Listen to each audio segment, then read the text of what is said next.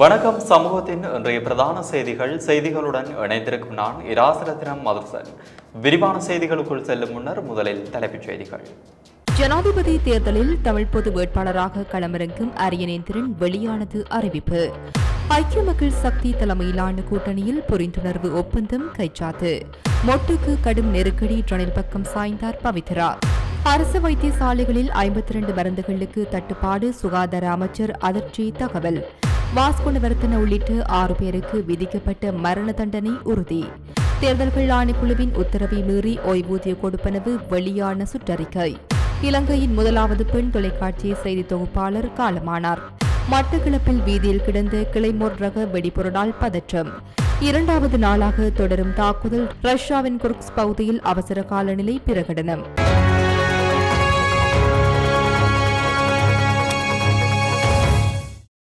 எதிர்வரும் ஜனாதிபதி தேர்தலில் தமிழ் பொது வேட்பாளராக முன்னாள் நாடாளுமன்ற உறுப்பினர் ப. அரியநேத்திரனை களமிறக்குவதாக அறிவிக்கப்பட்டுள்ளது.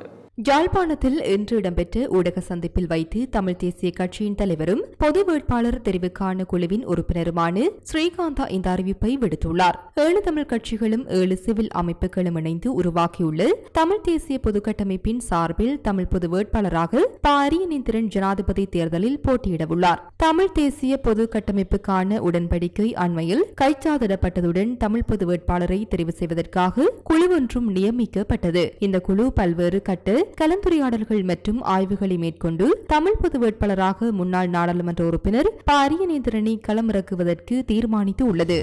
ஐக்கிய மக்கள் சக்தி தலைமையிலான புதிய கூட்டணி தொடர்பான அறிவிப்பு வெளியிடப்பட்டுள்ளதுடன் ஒப்பந்தம் ஒன்றும் இன்றைய தினம் கைச்சாத்திடப்பட்டுள்ளது. கொழும்பு சுகதாச உள்ளக அரங்கில் இன்று காலை ஆரம்பமான குறித்த நிகழ்வில் ஐக்கிய மக்கள் கூட்டணியின் அங்கம் வகிக்கும் பங்காளி கட்சிகளின் பிரதிநிதிகள் பங்கேற்றிருந்தனர். அதற்கமைய எதிர்க்கட்சித் தலைவர் சஜித் பிரேமதாச தலைமையிலான ஐக்கிய மக்கள் சக்தி, பனோ கணேசன் தலைமையிலான தமிழ் முற்போக்கு கூட்டணி, பிரபா கணேசன் தலைமையிலான மனிதநேய மக்கள் கூட்டணி, டெலஸ் அழகப்பெரும தலைமையிலான சுதந்திர மக்கள் காங்கிரஸ், ஸ்ரீலங்கா சுதந்திர கட்சியின் தயாசிரி ஜெயசேகர தரப்பு உள்ளிட்ட முக்கிய கட்சிகள் இந்த ஒப்பந்தத்தில் கைச்சாத்திட்டன. அத்துடன் புதிய உறுப்பினர்களும் இக்கூட்டணியில் இணைவார்கள் என்று எதிர்பார்க்கப்படுகின்றது. இதேவேளை எதிர்வரும் ஜனாதிபதி தேர்தலில் முன்னாள் அமைச்சர் அர்ஜுன ரணதுங்க எதிர்க்கட்சித் தலைவர் சஜித் பிரேமதாசவை ஆதரிக்கும் வகையில் ஐக்கிய மக்கள் சக்தி தலைமையிலான ஐக்கிய மக்கள் கூட்டணியுடன் இணைந்து கொண்டுள்ளார். எதிர்வருகின்ற ஜனாதிபதி தேர்தலில் சுயேட்சை வேட்பாளராக போட்டியிடும் ரணில் விக்ரமசிங்கவிற்கு ஆதரவளிக்க அமைச்சர் பவித்ரா வன்னியாராட்சியை தீர்மானித்துள்ளார். ஸ்ரீலங்கா பொதுஜன பெரமுனவின் ரத்தினபுரி மாவட்டத்தின் பெரும்பான்மை கட்சி உறுப்பினர்களின் வேண்டுகோளுக்கு இணங்க இந்த தீர்மானத்தை எடுத்ததாக பவித்ரா வன்னியராட்சி அறிக்கை ஒன்றில் தெரிவித்துள்ளார். எதிர்வருகின்ற ஜனாதிபதி தேர்தலில் சஜித் பிரேமதாச தலைமையிலான கூட்டணி அமோக வெற்றியீட்டும் என ஸ்ரீலங்கா சுதந்திர கட்சியின் பொதுச் செயலாளர் தயாசிரி ஜெயசேகர தெரிவித்துள்ளார். தயாசிரி ஜெயசேகர தலைமையிலான கூட்டணி மற்றும் ஐக்கிய மக்கள் சக்தி ஆகியவற்றுக்கு இடையிலான புரிந்துணர்வு ஒப்பந்தம் ஒன்று நேற்று முற்பகல் கைச்சாத்திடப்பட்டது. குறித்த நிகழ்வில் கலந்து கொண்டு கருத்து தெரிவித்த போதே தயாசிரி ஜெயசேகர இவ்வாறு தெரிவித்துள்ளார். மைத்திரிபால சிறிசேன ஸ்ரீலங்கா சுதந்திர கட்சியை வீழ்ச்சி நிலைக்கு இட்டு சென்ற ஒருவர். ஸ்ரீலங்கா சுதந்திர கட்சியின் செயலாளராக இருந்த அவர் பிற்காலத்தில் ஜனாதிபதியானார். 9.5 வருடங்கள் அவர் கட்சியின் தலைவராக இருந்தவர். இந்த 9 வருடத்தில் அவர் ஸ்ரீலங்கா சுதந்திர கட்சியின் எதிர்காலத்தை கேள்வி குறியாகியுள்ளார். ஸ்ரீலங்கா சுதந்திர கட்சி இன்று பல வழிகளில் வீழ்ச்சியடைந்துள்ளது. ஒரு சிலர் பலவந்தமாக கட்சியின் அதிகாரத்தை கையில் எடுத்துள்ளனர். ஆனால் கட்சியின் செயலாளர் நானே. எனவே எதிர்வரும் செப்டம்பர் 21ஆம் தேதியன்று நாம் சஜித் பிரேமதாச தலைமையில் தேர்தலில் அமோக வெற்றி ஈட்டுவோம். அதன் பின்னர் ஸ்ரீலங்கா சுதந்திர கட்சி மீண்டும் கட்டியெழுப்பப்படும். சஜித் பிரேமதாச தலைமையிலான கூட்டணியினருக்கே இந்த நாட்டை கட்டியெழுப்பக்கூடிய வல்லமை உள்ளது. மக்கள் ஆணையுடன் இந்த நாட்டை வழிநடத்த தயாராக உள்ளோம் என்று தெரிவித்துள்ளார். அரச வைத்தியசாலைகளில் 52 மருந்துகளுக்கு தட்டுப்பாடு நிலவுவதாக சுகாதார அமைச்சர் ரமேஷ் பத்திரன தெரிவித்துள்ளார். இன்று நாடாளுமன்றத்தில் மருத்துவ திருத்தச் சட்டம் மூலம் மீதான 2ஆம் வாசிப்பு விவாதத்தின் போதே அமைச்சர் இதனை தெரிவித்தார். இதேவேளை அனைத்து உயிர்காக்கும் மருந்துகளும் வைத்தியசாலைகளில் உள்ளது. தொற்று நோய்களை கட்டுப்படுத்தும் தேசிய நிலையம் ஒன்றை நிறுவுவதற்கு நடவடிக்கை எடுத்து வருவதாகவும் தெரிவித்தார். மேலும் சுகாதாரத்துறை தொடர்பான 9 சட்ட மூலங்கள் எதிர்காலத்தில் முன்வைக்கப்படும் என்று அமைச்சர் தெரிவித்துள்ளார். இந்த ஆண்டு ஆகஸ்ட் மாதம் வரை மொத்தம் 3694 இலங்கையர்கள் தென்கொரியாவில் வேலைக்காக சென்றுள்ளதுடன் மேலும் 100 நபர்கள் விரைவில் புறப்பட உள்ளனர் என்று இலங்கை வெளிநாட்டு வேலைவாய்ப்பு பணியகம் தெரிவித்துள்ளது. இலங்கை வெளிநாட்டு வேலைவாய்ப்பு பணியகம் மற்றும் தென்கொரிய மனிதவள அபிவிருத்தி சேவை நிறுவனம் ஆகியவற்றுக்கிடையேயான புரிந்துணர்வு ஒப்பந்தத்தின் மூலம் கிடைக்கப்பெற்ற வேலை வாய்ப்புகளின் ஒரு பகுதியாகும் என்று பணியகம் தெரிவித்துள்ளது.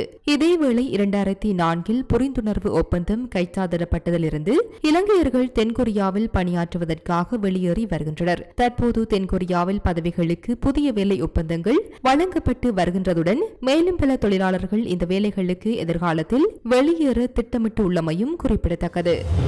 2012ஆம் ஆண்டு வெலிக்கடை சிறைச்சாலையில் இடம்பெற்ற மோதலில் கைதியொருவரை கொன்ற குற்றச்சாட்டின் பேரில் குற்றவாளியாக காணப்பட்ட முன்னாள் சிறைச்சாலை ஆணையாளர் எமில் ரஞ்சன் லமாஹேவாவிற்கு கொழும்பு மேல் நீதிமன்ற மூவரடங்கிய நீதிபதிகள் அமர்வால் வழங்கப்பட்ட மரண தண்டனையிலிருந்து விடுவித்து உயர் நீதிமன்றம் இன்றைய தினம் தீர்ப்பளித்துள்ளது.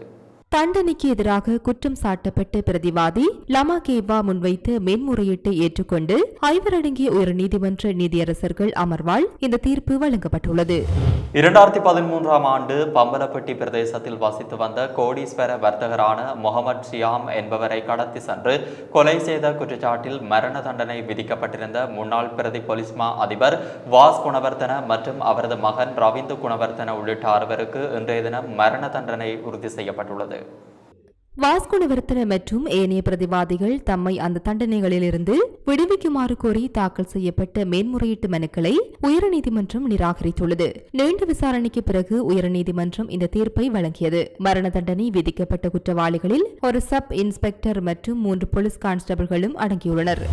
தேர்தல் காலத்தில் ஓய்வூதியர்களுக்கு 3000 ரூபாய் கொடுப்பனவை வழங்குவதை தற்காலிகமாக நிறுத்துமாறு தேர்தல்கள் ஆணைக்குழு அறிவித்துள்ள போதிலும் குறித்த கொடுப்பனவை வழங்குவது தொடர்பில் அரச நிர்வாக அமைச்சின் செயலாளர் சுற்றறிக்கை ஒன்றை வெளியிட்டுள்ளார்.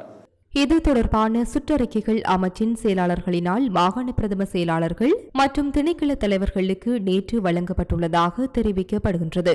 அதன்படி செப்டம்பர் மாதம் முதல் அமலுக்கு வரும் வகையில் உரிய கொடுப்பனவு வழங்கப்படும் என்று குறித்த சுற்றறிக்கையில் தெரிவிக்கப்பட்டுள்ளது. ஜனாதிபதி தேர்தல் முடியும் வரை அரசாங்க ஓய்வூதியர்களுக்கு 3000 ரூபாய் கொடுப்பனவை வழங்குவதற்கு அரசாங்கம் எடுத்த தீர்மானத்தை தற்காலிகமாக நிறுத்துமாறு தேர்தல்கள் ஆணைக்குழு அண்மையில் பொது நிர்வாக உள்நாட்டு அலுவல்கள் மாகாண சபைகள் மற்றும் உள்ளூராட்சி அமைச்சின் செயலாளருக்கு அறிவித்து இருந்தது. எவ்வாறாயினும் இந்த உத்தரவை மீறி உரிய கொடுப்பனவை வழங்குமாறு சுற்றறிக்கையை வெளியிடுவது தேர்தல் சட்டத்திற்கு எதிரானது என்று தேர்தல்கள் ஆணைக்குழு தெரிவித்துள்ளது.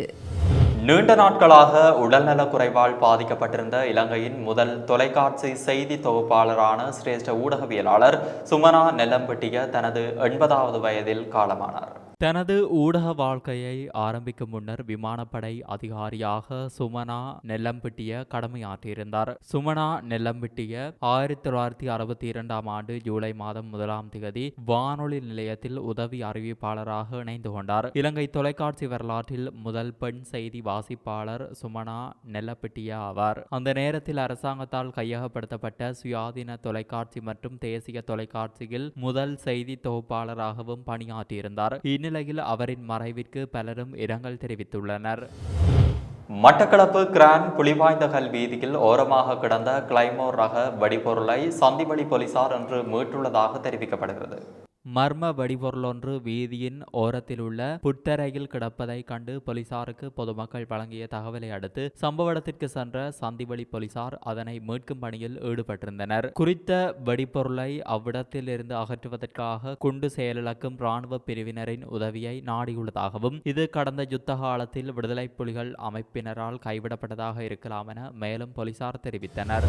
2022ஆம் ஆண்டு பொருளாதார நெருக்கடிக்கு பின்னர் நாட்டில் புதிய தனியார் நிறுவனங்களது பதிவுகளின் எண்ணிக்கை ஆண்டுக்கு ஆண்டு கணிசமான அதிகரிப்பை பதிவு செய்துள்ளது. நிறுவன பதிவாளர் திணைக்களத்தின் உத்தியோகபூர்வ புள்ளி விவர அறிக்கையில் இந்த தரவு வெளியிடப்பட்டுள்ளது. இதற்கமைய இந்த ஆண்டின் முதல் 6 மாத காலப்பகுதியில் 12651 புதிய வணிக நிறுவனங்கள் பதிவு செய்யப்பட்டுள்ளன. 2023ஆம் ஆண்டின் இதே காலப்பகுதியில் 10520 புதிய நிறுவனங்களின் பதிவு இடம்பெற்றுள்ளதாக அந்த அறிக்கையில் தெரிவிக்கப்பட்டுள்ளது. கடந்த ஜூன் மாதத்தில் மாத்திரம் 1899 புதிய நிறுவனங்கள் பதிவு செய்யப்பட்டுள்ளன. பொருளாதாரம் தொடர்ந்து மீண்டு வருவதால் தொழில் முனைவோர் மத்தியில் நம்பிக்கை ஏற்பட்டு வருவதாக அந்த தரவின் அறிக்கையில் தெரிவிக்கப்பட்டுள்ளது. இலங்கையில் குழந்தைகளிடையே உறக்கமின்மை பிரச்சினை காணப்படுவதாக சுகாதார மேம்பாட்டு பணியகத்தின் சுகாதார நிபுணர் வைத்தியர் இனோகா விக்ரமசிங்க தெரிவித்துள்ளார். அத்துடன் இந்த விடயம் மட்டுப்படுத்தப்பட்ட ஆய்வில் தெரியவந்துள்ளதாகவும் அவர் சுட்டிக்காட்டியுள்ளார். வைத்தியர் மேலும் தெரிவித்ததாவது, பிள்ளைகளுக்கு நல்ல உறக்கத்தை கொடுப்பதற்கு தேவையான விடயங்களை செய்வது பெற்றோரின் பொறுப்பாகும். இலங்கை சிறுவர்கள் மத்தியில் உறக்கம் குறித்து அதிக ஆய்வுகள் மேற்கொள்ளப்படவில்லை என்றாலும் கிடைக்கக்கூடிய மட்டுப்படுத்தப்பட்ட தரவுகளின்படி 25% குழந்தைகளுக்கு ஒரு வயதிற்குள் உறக்கமின்மை பிரச்சனை உள்ளது. இதேவேளை இளைஞர்கள், பெரியவர்கள் மற்றும் இளம் வயதினருக்கு தூக்கமின்மையின் விளைவுகள் உள்ளன. இந்நிலையில் ஒவ்வொரு வயதினருக்கும் ஒரு நாளைக்கு எத்தனை மணி நேரம் உறங்க வேண்டும் என்பது தொடர்பில் உலக சுகாதார ஸ்தாபனம் பரிந்துரைகளை வழங்கியுள்ளது. அதன்படி பிறந்த 3 மாதங்களில் குழந்தைகள் சுமார் 14 முதல் 17 மணி நேரம் தூங்க வேண்டும். 4 மாதங்கள் முதல் 1 வருடம் வரை 12 முதல் 16 மணி நேரம், 1 வருடம் முதல் 2 ஆண்டுகள் வரை 11 முதல் 14 மணி நேரம், 5 வயது குழந்தைகளுக்கு 10 முதல் 13 மணி நேரம் வரை 50% உறக்கம் தேவை. இதேவேளை வயது வந்தவர்கள் குறைந்தது 7 மணி நேரம் தூங்க வேண்டும். இவ்வாறு ஒழுக்கமான உறக்கம் இன்மை மனம் மற்றும் உடலின் ஆரோக்கியத்தையும் வளர்ச்சியையும் பாதிக்கிறது என குறிப்பிட்டுள்ளார். வரலாற்று சிறப்புமிக்க நல்லூர் கந்தசுவாமி ஆலயத்தின் வருடாந்த மகோற்சவ பெருவிழா நாளைய தினம் கொடியேற்றத்துடன் ஆரம்பமாக உள்ள நிலையில் சம்பிரதாயபூர்வமாக கொடியேற்றத்துக்கான கொடிச்சீலை எடுத்து வரும் நிகழ்வு இன்றைய தினம் இடம்பெற்றது. செங்குந்தர் பரம்பரையினரால் நல்லூர் ஆலய கொடியேற்றத்திற்கான கொடிச்சீலை சம்பிரதாயபூர்வமாக ஆலயத்தில் ஒப்படைக்கப்படுவது பாரம்பரிய வழக்கமாகும். அந்த வகையில் கல்வியன்காடு பகுதியில் அமைந்துள்ள கொடிச்சீலை உபகாரரின் இல்லத்திலிருந்து கொடிச்சீலை யாழ் சட்டநாதர் சிவன் ஆலயத்திற்கு அருகில் உள்ள வேல்மடம் முருகன் ஆலயத்திற்கு எடுத்து வரப்பட்டு அங்கு விசேட பூஜை வழிபாடுகள் இடம்பெற்றது. அதனைத் தொடர்ந்து அங்கிருந்து கொடிச்சீலை சிறிய ரதத்தின் மூலம் பருத்தித்துறை வீதி ஊடாக நல்லூர் கந்தசுவாமி ஆலயத்தினை வந்தடைந்தது. தொடர்ந்து ஆலய வெளிவீதி வலம் வந்து சுபநேரத்தில் கொடிச்சீலை நல்லூர் ஆலய பிரதம குருக்களிடம் கையளிக்கப்பட்டது. நாளை காலை 10 மணிக்கு கொடியேற்றத்துடன் ஆரம்பமாகும் நல்லூர் கந்தசுவாமி ஆலயத்தின் மகோற்சவ பெருவிழா தொடர்ந்து 25 நாட்கள் இடம்பெற உள்ளது. மன்னார் சதோச வளாக மனித புதைகுழி பகுதியில் ஸ்கேனர் இயந்திரங்களை கொண்டு பரிசோதனை மேற்கொள்வதற்கு தீர்மானிக்கப்பட்டுள்ளது.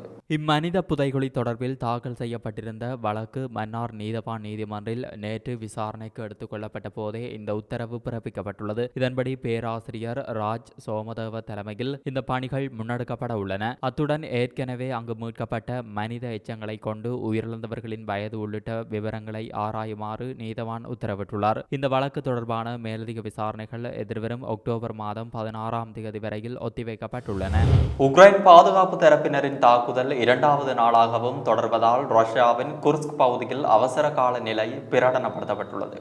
உக்ரைன் படையினர் அத்துமீறி நுழைந்து தாக்குதல் நடத்துவதனால் இந்த தீர்மானம் மேற்கொள்ளப்பட்டுள்ளதாக அந்த பிராந்திய ஆளுநர் தெரிவித்துள்ளார். இந்நிலையில் குறித்த பகுதிக்கு ஏனைய நகரங்களிலிருந்து வைத்தியர்கள் வரவழைக்கப்பட்டுள்ளதாகவும் தெரிவிக்கப்படுகிறது. நேற்று முன்தினம் எல்லை தாண்டி உக்ரைன் பாதுகாப்பு தரப்பினர் ரஷ்யாவின் குர்ஸ்க் பகுதியில் தாக்குதலை ஆரம்பித்தனர். இது ஆத்திரமூட்டும் செயல்பாடு என ரஷ்ய ஜனாதிபதி விளாடிமிர் புடின் விமர்சித்துள்ளார்.